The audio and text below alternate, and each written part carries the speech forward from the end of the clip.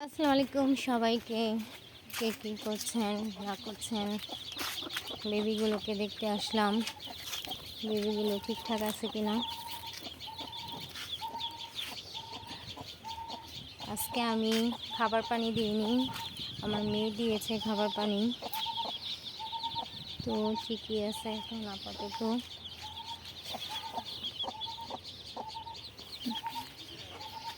এই তোমরা কেমন আছো? খাবারগুলো ওইভাবে দিছো, ফেলে দিছে। আল্লাহ, চারিদিকে এত ভাইরাস চলতেছে, কি বলবো, অনেক ভাইরাস চলতেছে চারিদিকে। আপনারা সবাই সবার মুরগিকে একটু সাবধানে রাখুন, কেননা অনেক ভাইরাস চলতেছে, বার্ড ফ্লু। আলহামদুলিল্লাহ আমারটি আপাতত ঠিক আছে, তেমন কোনো ক্ষতি হয়নি। তো এখন তাও আমার তিনটা মারা গেছিলো অবশ্য সাপের কামড়ে মারা গেছিলো। একদম নামার ভিতরে পড়েছিল আমার মুরগিগুলো। খাবারের বাটিটা ঠিক করে দিলাম, এভাবে দিলে ওরা নাড়াচাড়া করলে আর পড়ে যায় না, ভারী কিছু দিলে পরে।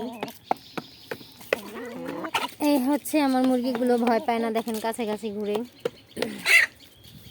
এই যে লাল মুরগিটা এখন ডিম দিতেছে আমার, এই যে দেখেন মোরগটা এসছে কাছে, ভয় পায় না, ওরা অনেক দিনের তো। কিসে এটা ডিম পারতেছে না, এটা ডিম এই যাও কেন।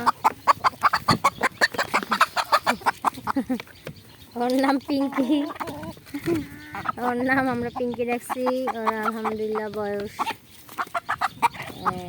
4 বছর প্লাস হয়েছে।